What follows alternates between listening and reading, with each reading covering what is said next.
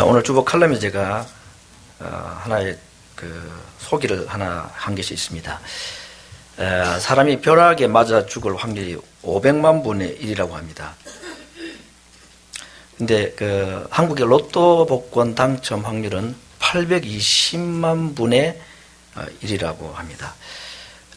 참 어려운 당첨입니다. 근데 이제 누군가는 되긴 되는 모양입니다. 한두 명 되니까 5천만 명이 달려들어서 복권을 사는 모양이에요. 근데 어느 방송사에서 이 복권 당첨자들을 다 한번 추적을 해봤답니다. 얼마 전에 역대 두 번째로 많은 복권 당첨금 242억 당첨자의 삶을 추적을 해보았더니 이 사람이 얼마 전에 5년 만에 모든 재산을 다 파산하고 날리고 사기죄로 지금 이제 철장 신세를 지고 있더라 하는 겁니다. 근데 그 사람 한 사람만 그렇다면 뭐 이야기가 다른데 전체적으로 국내외적으로 거의 다 한번 조사를 해봤더니 복권에 당첨이 되고 한 70%는 이런 삶을 살더라는 겁니다. 30% 정도는 그래도 정상적인 삶을 살고 있는 사람들이 있다고 하는데 그 30%는 주로 자기 직업을 포기하지 않고 끝까지 경찰관이든지 소방관이든지 식당 종업원이든지 계속 그 일을 하면서 자기가 얻은 이 엑스트라로 얻은 이 돈에 대해서는 주로 나눠주고 물론 또 자기 일을 위해 샀겠죠. 집도 사고 차도 사고 했겠지만 근데 그 차이가 이 70%와 30%의 차이에 있더라 하는 그런 이야기입니다. 그 이제 70% 이 사람들은 주로 이제 우울증이라든지 뭐 이혼이라든지 소송, 심지어는 가족들끼리 서로 뭐 동생 형하고 싸우고 소송하고 이런 일들이 비일비재하더라 하는 얘기입니다. 800만 분의 1에 당첨이 되고 망할 확률이 70%다. 그런데도 그 70%에 해당될 가능성이 있음에도 불구하고 로또에 목을 매는 거 보면 야, 돈이 진짜 무섭긴 무서운가 보다. 망할 확률이 70%라니까요. 로또 당첨되고. 그런데 자기는 안 그럴 거라 생각을 하고 그래서 돈을 그렇게 좋아하는 것 같습니다. 혹시 복권 사보신 분 계십니까? 지금도 사고 계십니까 혹시? 저도 복권을 한번 사본 적이 있습니다. 미국 유학 오기 전에 돈이 하도 없으니까 기도를 간절하게 하고 하나님 이건 제 다른 욕심이 아니고 공부를 해야 되는데 유학 자금입니다. 부모님으로부터 받을 수 있는 돈은 한 푼도 없고 그러니 선처를 부탁합니다. 500원짜리 복권 넉 장을 2,000원을 주고 샀습니다. 어떻게 됐을까요? 에이. 근데 이 사람이 그래요. 당첨이 됐습니다. 제가 그 4개 중에 하나가 자그마치 금액이 500원이었습니다. 1,500원 손해봤습니다. 혹시 건축원금을 위해서 복권을 살까 하는 생각 가지고 계신 분이 있으면 그 돈 건축원금 하시고 복권 사지 않기를 제가 권합니다. 확률이 일단 안 됩니다. 돼도 문제가 생길 가능성이 70%다는 겁니다. 오늘 우리가 읽었던 성경 본문에 이 돈 얘기가 나옵니다. 성경에 돈 이야기가 참 많이 나옵니다. 본문에도 이 돈에 관련된 참 부당한 허무함을 몇 가지를 얘기했는데 솔로몬이 돈이 많았던 사람인데 이 두 가지의 허물을 또 보았다. 그래서 하나는 사람이 억울함을 당하는 부당함, 두 번째는 이 돈, 재물의 헛됨, 이걸 보았다 그랬습니다. 첫 번째 그가 보았던 이 허무라는 게 세상에 사는 사람들이 억울한 일을 많이 당하더라 했습니다. 얼마나 억울한 일을 많이 당했느냐. 한 마을에 가난한 사람이 있었는데 나라의 관리가 와서 그 사람을 억울하게 뭐 세금을 징수를 했던지 또는 물건을 뺏어갔던지 그런 억울한 일을 당했다 그랬습니다. 가난한 사람이 또 그런 억울한 일을 당하니까 더 안타깝죠. 그래서 이 사람이 이제 이거 나보다 더 억울한 사람이 있을 수 있냐 이러면서 그 관리보다 높은 사람, 왕이겠죠. 왕을 이제 찾아가서 자기의 억울함을 호소를 했더니 왕도 자기 재산을 뺏어가더라. 한통속이더라. 이런 얘기입니다, 지금. 이거 어디 저 아프리카에 있는 미개 국가에 있는 얘기가 아니라 미국이고 한국이고 사실은요, 가진 자들과 권력 가진 자들이 이런 억울하게 하는 일들이 참 비일비재합니다. 지금도 한국에 사실은 그런 일 중에 하나 아닙니까? 9절 말씀에 뭐라고 되어 있습니까? 이렇게 되어 있습니다. 왕을 찾아갔더니 이제 왕에 대한 이야기가 9절에 나옵니다. 땅의 이익은 무사람을 위하여 있나니 왕도 밭의 소산을 받느니라. 이게 무슨 말인지 구구한 해석이 있는데 저는 이렇게 해석이 맞다고 판단하고자 소개를 합니다. 땅의 이익, 땅에서 나는 모든 밭의 곡식과 소산은 그 밭 주인이나 공동으로 경작하는 사람들을 위해 있는 게 맞죠. 그런데 이 밭의 소산을 누가 가져가느냐? 왕이 가져가더라. 억울한 일입니다. 관리들이 가져가고 또 왕도 가져가고 그런 이야기입니다. 자, 여러분, 이런 억울한 일들이 세상에 있는 것을 볼 때 우리는 어떻게 해야 되냐? 솔로몬이 오늘 자기의 경험을 통해서 우리에게 하나의 아이디어를 주고 있습니다. 그런 억울한 일이 있을 때 우리는 어떻게 되느냐? 그런 일을 볼지라도 이상히 여기지 말라. 우리 학교 다닐 때 그런 거 안 해봤습니까? 삶이 비록 그대를 속일지라도 슬퍼하거나 노하지 말라. 딱 그 얘기입니다, 지금. 왜 이상히 여기지 말라 그러냐? 두 가지 이유 때문입니다. 첫 번째는 타락한 이 세상에 그런 일이 일어나는 것은 너무나 당연하기 때문이다. 우리가 사는 세상은 낙원이 아닙니다. 그러니 이상적인 삶이 일어날 수 있는 것이 아닙니다. 그래서 그런 일이 일어나는 것 이상하게 여길 필요가 없다. 세상이 원래 그런 것이다. 두 번째는 조금 희망적인 이야기인데 그보다 더 높은 자가 계시다는 것을 생각해라. 하나님이 계신 것을 기억하고 이 땅에서 좀 억울한 일을 당하고 내 이야기든지 남의 이야기든지 억울한 일을 볼 때 분노하고 내게 일어난 일 같으면 내가 참지 못하는 것이고 남에게 일어나도 그건 내가 의분이 일어나고 그러는데 그런데 세상이 그런 것이 세상이니까 또 하나님께서 다 위에서 지켜보고 계시니까 분노하거나 이상히 여기지 말라. 다르게 말하면 우리가 뭔가 굽어진 것을 바르게 펴보려고 해도 잘 안 된다 그 말입니다. 우리 할 수 없는 게 분명히 있죠. 우리가 뭐 시도를 하고 노력을 해야 되지만 세상이라는 것이 구조 자체가 이 죄가 있기 때문에 그렇습니다, 여러분. 이 모든 일이 부당하면 억울함 이것들이 사람이 악하고 죄가 있어서 양심도 없고 남을 불쌍히 여기는 마음도 없고 이 사람이 와서 뺏어가고 남은 것도 저 사람이 와서 뺏어가고 하소연을 하려고 봤더니 그 사람은 한통 속이고 이런 거 세상에 흔히 있는 이야기다. 그런 얘기를 하고 있습니다. 참 뭐 절망이죠. 세상에서 우리가 당하는 어떤 억울함이나 부당함을 해결해 줄 왕을 찾는 것 자체가 헛된 일이다고 솔로몬은 말하고 있습니다.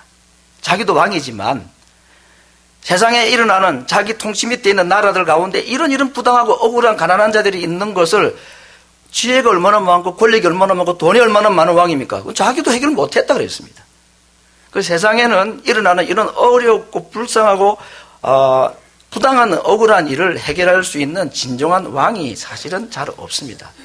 미국이 대통령을 또 바꿔보고 한국도 5년마다 대통령을 바꿔보지만 세상의 통치자가 세상의 부당함과 억울함을 해결하고 질서를 바로잡는 데는 분명히 한계가 있다는 것을 우리가 인정하지 않을 수가 없습니다. 자, 그러면 우리는 어떻게 합니까? 성경의 말씀에 귀를 기울일 수밖에 없죠. 왜 이런 억울한 일을 당하고 남이든 나이든 이런 세상의 부당함을 보고 그냥 벙어리처럼 무능하게 가만히 있어야 되느냐? 성경에서 우리에게 이런 어려움을 당할 때에 억울한 일을 당할 때에 우리의 시선을 돌리게 하는 말씀이 있습니다. 이사야서 9장 6절 7절에 하나님의 하신 말씀이죠. 이는 한 아기가 우리에게 낳고 한 아들을 우리에게 주신 바 되었는데 그 어깨에는 정사를 메었고 정사는 이제 정권을 쥐었다. 왕이라는 말이죠. 그 이름은 기묘자라 모사라 전능하신 하나님이라 영존하시는 아버지라 평강의 왕이라 할 것이며 지금 이후로 영원토록 공평과 정의로 그것을 보존하실 왕이 태어나실 것이다. 세상에 이런 부당함과 억울한 그것을 해결할 수 없는 무능한 세상에 부패한 정치인들을 볼 때에 우리는 조용히 세상이 이런 것이구나. 하나님이 아니면 이 질서를 잡을 사람이 아무도 없는 거구나. 그리고 진정한 왕이신 예수님이 다시 오실 것을 우리가 기다리는 수밖에 없구나. 좀 무능하고 대책 없는 것처럼 보이지만 우리가 할 수 있는 것은 해야 되고 할 일은 해야 되지만 그러나 할 수 없는 것에 대해서는 우리가 하나님께 맡기는 것밖에 없다.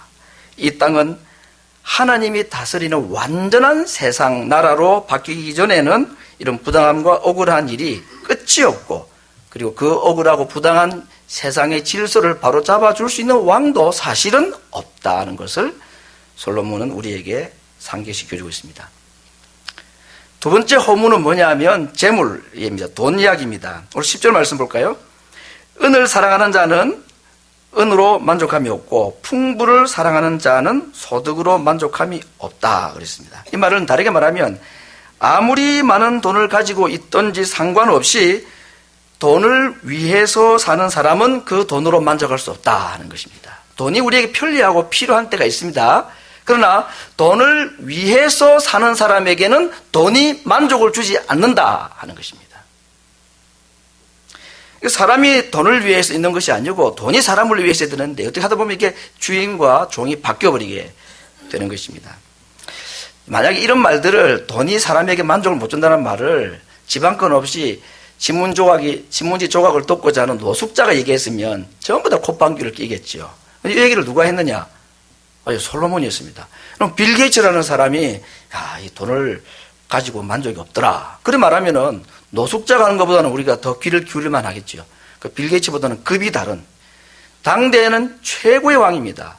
최고 목재로 사용되었던 백향목이라는 것이 동네 길거리 뽕나무처럼 흔하던 시대라 그랬고, 보석의 분류 중에서 은은 보석으로 취급을 안 했다 했습니다. 길거리에 돌멩이만큼이나 흔했던 것이 은이었던 시대의 왕이 말합니다. 돈으로 만족이 안 된다. 그럼 우리가 좀 귀담아 들을 수밖에 없는 거겠죠.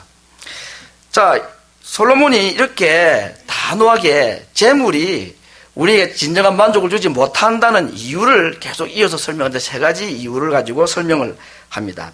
첫 번째, 11절 보니까 이런 표현이 있습니다. 재산이 더하면 먹는 자도 더하나니 그 소유주가 눈으로 보는 것 외에 무엇이 유익하랴. 여러분, 재물이 많아지면 그것을 탐내는 사람, 그것을 가져가고자 하는 사람도 많아진다. 그래서 잘못하다 보면은 정작 그 재물의 주인은 그 재물을 쓰지도 못하고 쌓여지는 것을 눈으로 보다가 나중에 그 쌓여진 재물마저도 없어지고, 자기는 정작 써보지도 못하고 쌓아두고 자기가 잘 지켜놓았던 거 고스란히 남이 다 가져가는 경우들이 있다는 겁니다. 아니, 내 돈을 누가 가져가? 내 금고에, 내 통장에 있는 돈을 누가 가져가? 여러분, 정말 우리가 큰 돈을 벌어보고는 안 살아본지 몰라도 정말 내 손에 들어와 있다고 다 내 것이 아니죠. 건강도 내 것이 아니고 생명도 내가 가졌지만 내 것이 아니고 물질이고 뭐고 다 내 것이 아니라 하는 것을 솔로몬이 경험을 했습니다. 가진 사람들은 가진 사람대로 들어붙는 사람이 많은 모양입니다. 돈이 있으면 거기에 사람들이 막 몰린다 그래요. 왜? 좀 빌부터 보려고, 좀 얻어보려고, 기부금 요청하고, 돈 빌려달라고 하고, 빌려줘서 못 받는 돈도 있고, 돈 없는 사람도 참 이게 힘들지만 돈 있는 사람도 힘든가 봅니다. 솔로몬이 그렇게 말합니다. 열왕기 4장에 보면 솔로몬이 얼마나 부자였습니까? 나라에 그렇게 큰 부요가 있었지만 왕궁에 일하는 사람들이 수천 명인데 참 안타깝게도 어쨌든 자기 첩과 부임한테 1000명이나 됐으니까 이 부양 가족이 너무 많은 거죠. 거기 보면은 자랑처럼 나와 있는 솔로몬 왕궁의 하루 1일 그 음식이 소개되어 있습니다. 뭐가 몇 마리고 뭐가 몇 마리고. 그 보면 무슨 대단한, 왜 그런 많은 재물들이 필요합니까? 먹이 살릴 사람이 많은 거예요. 돈을 가지면 사람들이 막 굳습니다. 그걸 필요로 하거나 원하는 사람들이 막 있어서 어떻게 하다 보면 정작 자기는 쓰지도 못하고 남을 위해서 다 그냥 쓰다가 사용하다가 뺏기고 마는 경우도 있었다 그런 겁니다. 두 번째, 이 재물이 허무한 이유가 재물이 많은 사람은 밤에 잠을 제대로 못 잔다 그랬습니다. 그런 경험이 있으신 분이 있는지 모르겠는데 12절에 이런 표현이 있죠. 노동자는 먹는 것이 많든지 적든지 잠을 달게 자거니와 부자는 배부름으로 자지 못하느니라. 배부름은 잠자기 어렵죠. 소화를 시키고 자야 되니까. 노동자는 먹은 것이 없어서라도 빨리 자고 또 먹어도 일을 막 하니까 에너지를 다 소진을 하니까 피곤해서라도 잠을 잘 자는데 돈이 있는 사람은 일한 것도 없고 이러니까 먹은 것은 많고 먹는 게 일이니까 얼마나 배가 부르겠어요. 소화가 안 되니까 잠을 못 자는 거예요. 불면증 시달리고 뭐 이런 얘기입니다. 솔로몬 자기 경험인지도 모르겠습니다. 결국은 이 배부름이 육체적인 병도 가져오고 정신적인 병도 가져온다 하는 그런 이야기라고 있습니다. 부자가 다 그렇다는 게 아니라 그렇게 될 가능성이 많다 그 말이겠죠. 뭐 많이 먹고 운동 열심히 하면 되지. 그러면 되죠. 그러나 오늘 이건 비유적으로 한 얘기입니다. 가난한 자와 부자가 다 이 불행의 정도가 행복의 정도가 다를 수가 있다는 그런 얘기를 하고 있습니다. 자, 세 번째 이 재물이 헛되다는 이유를 13절 이하에 말씀합니다. 돈을 많이 가진 사람이 그 돈을 잃어버리지 않으려고 지키려 하다가 그 돈이 물질이 오히려 자기에게 해가 되었다. 자기를 더 상하게 했다. 그래서 결국 돈을 지키다가 나중에는 지키지도 못하고 돈이 다 사라져버리고 없어서 자기 집에 아들이 태어났는데 그 아들의 손에 쥐어줄 돈도 하나 없이 쫄딱 망하게 된 사람을 보았던 모양입니다. 일부겠지만 돈을 지키다가 다 사라져버리고 아들에게 돈 한 푼 물려줄 수 없는 사람, 그것이 이 재물이 얼마나 헛된가, 재물이 가지고 있는 한계성을 말하고 있다 그 말이죠. 물질의 한계성에 대한 얘기를 그렇게 말하고 있습니다.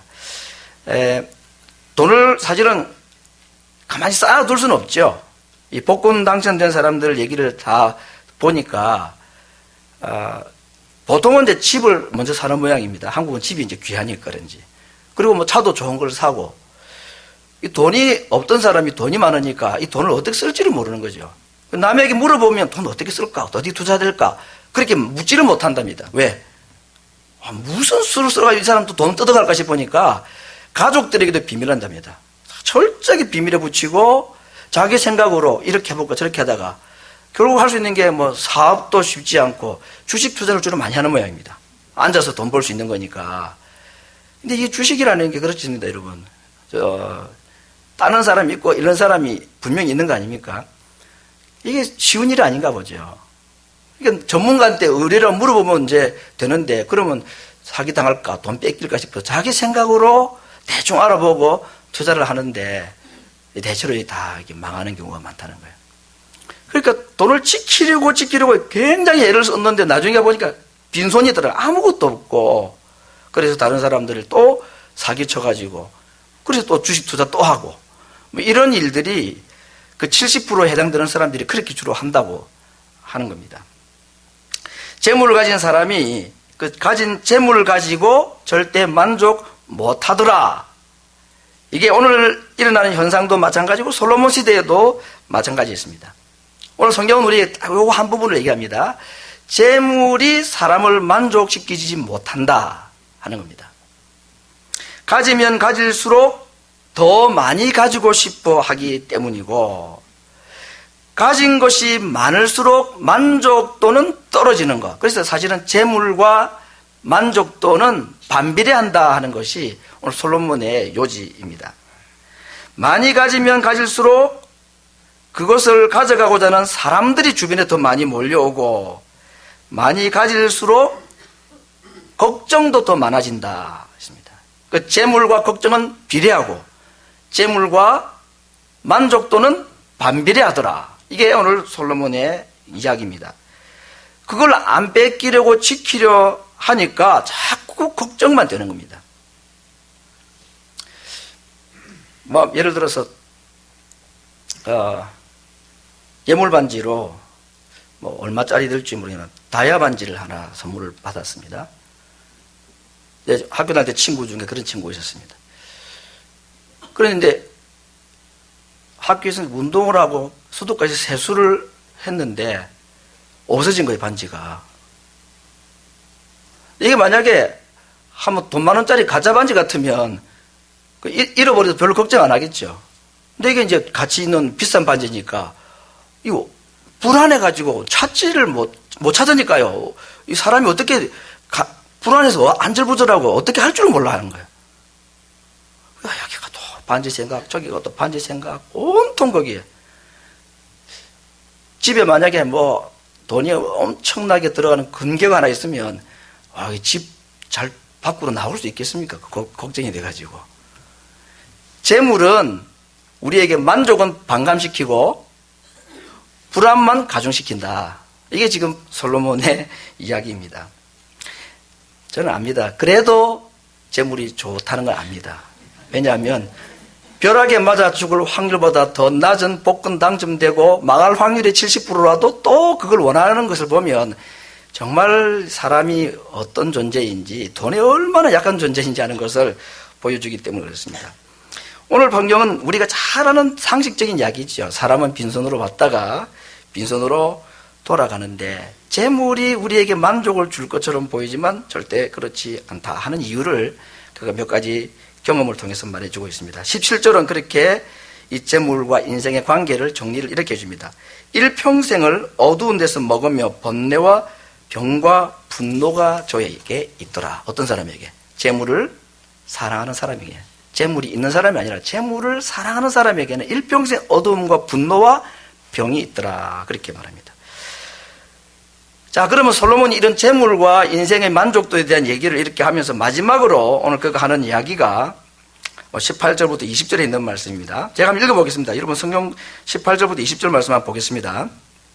이게 재물에 대한 마지막 결론적인 이야기입니다. 사람이 하나님의 주신 바 그 일평생에 먹고 마시며 해 아래에서 수고하는 모든 수고 중에서 낙을 누리는 것이 선하고 아름다운 것을 내가 보았나니 이것이 그의 분복이로다.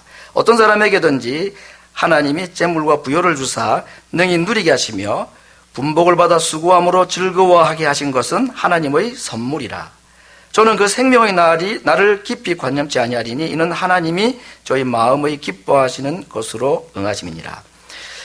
좀 복잡한 말씀인데 이렇게 정리할 수 있습니다. 하나님 없는 삶은 아무리 재물이 있어도 의미가 없고 하나님 없는 재물의 삶은 재앙이다. 그런 말입니다. 우리가 돈을 위해 살고 돈을 의지하며 살면 살수록 더 그렇다. 그런 얘기입니다. 그러나 우리가 하나님을 의지하면서 돈을 가지고 있으면 그 돈은 복이 될 수가 있지만 하나님을 의지하지 않고 재물을 가지는 것을 가지고 즐거워하게 되는 것은 하나님이 주시는 평안을, 만족을, 행복을 누릴 수 없는 것이다. 오늘 본문은 우리에게 분명히 이 사실을 확실하게 말씀합니다.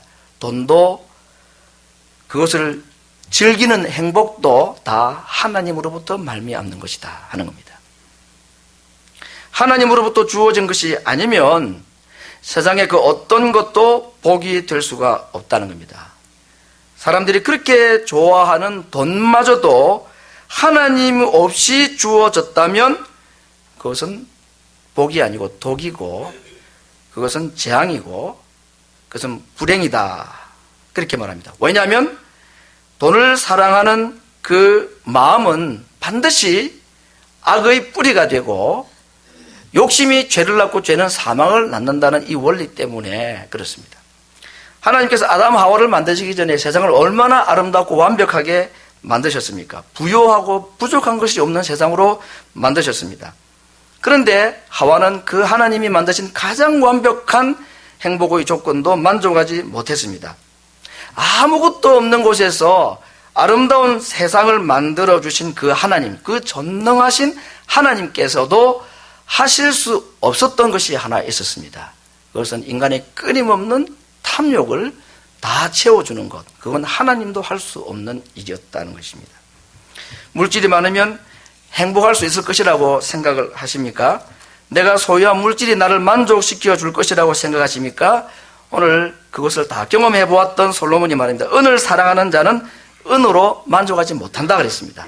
은이 우리에게 기쁨을 줄 수는 있지만 은을 사랑하기 시작하면 그때부터는 만족은 뺏기고 만다는 겁니다. 하나님 외에 다른 것으로서는 절대로 만족할 수 없다. 하나님 외에 다른 것을 더 의지하고 그것을 더 좋아하는 것 자체가 우상숭배이기 때문에 그렇습니다.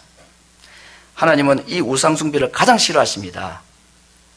하나님을 대신하는 그 어떤 것도 하나님은 용서하지를 않으시기 때문에 그렇습니다. 우상숭배의 결과는 파멸입니다. 항상 그랬습니다. 사람은 하나님이 지으셨기 때문에 누구보다도 하나님이 우리를 잘 아십니다. 하나님은 우리를 하나님 외에 다른 것으로 만족할 수 없는 사람으로 만드셨습니다. 그런데도 불구하고 하나님 없이도 물질이 나를 만족해 줄 수 있을 것 같아 보이는 것은 다 착각이거나 사탄이 주는 속임수일 뿐인 것입니다. 참 만족과 행복은 재물로 얻을 수 있는 것이 아니라 성경에 있는 말씀으로 하면 자족하는 마음이 있어야 가능하다 그랬습니다. 재물은 하나님의 도움 없이도 내가 모을 수 있습니다. 그러나 자족하는 마음은 내가 모을 수 없는 것입니다. 이것은 전적으로 하나님만 주실 수 있는 것이기 때문에 그렇습니다.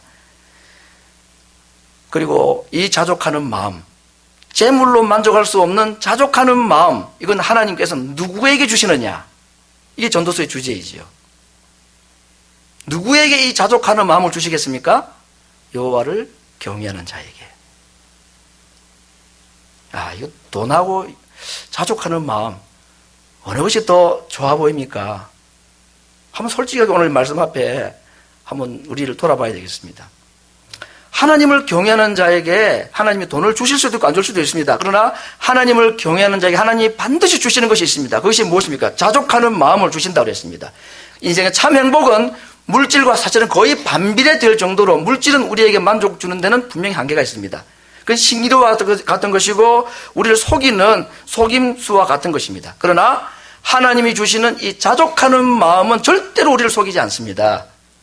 여호와를 경외하는 자에게 주시는 이 자족하는 마음과 하나님 없이도 얻을 수 있는 이 물질 중에 어느 것이 참 복인가? 재물보다 더 큰 복이 무엇인가? 여호와를 경외하는 자에게 주시는 이 하나님이 주시는 자족하는 마음입니다. 재물 모으기 위한 수고가 얼마나 우리에게 아픔을 주고 고통이 되는지 모릅니다. 하나님 없는 삶이 그렇습니다. 그러나 자족하는 마음이 있는 자에게는 재물을 모으기 위한 그 수고 자체도 기쁨이 되고 즐거움이 되지만 이 마음이 없는 자에게는 쌓인 재물을 눈으로 확인하는 것 외에 다른 기쁨이 만족이 없다고 말합니다. 잘하면 죽을 때까지 그 재물을 자기 눈으로 보다가 죽는 것이고 그것도 아니면 쌓은 재물이 날개를 달고 날아가는 것을 보는 고통만 더할 뿐이다고 성경은 말하고 솔로몬은 그렇게 증언하고 있습니다. 사랑하는 성도 여러분, 결코 만족도 주지 못하는 이 재물을 찾아 헤매는 우리들의 발걸음을 욕심 많은 우리들의 죄를 위해 자신의 생명을 내어주신 예수님의 십자가 앞으로 옮겨가는 오늘 이 아침이 되기를 원합니다. 그리고 빈손 들고 십자가를 붙들고 자기를 위해서 사신 것이 아니라 우리를 위해서 모든 것을 내어주신 이 예수님 그분 안에 있는 완전한 만족을 선물로 누릴 수 있는 하나님의 백성들 되시기를 말씀으로 축원합니다. 같이 한번 기도하겠습니다.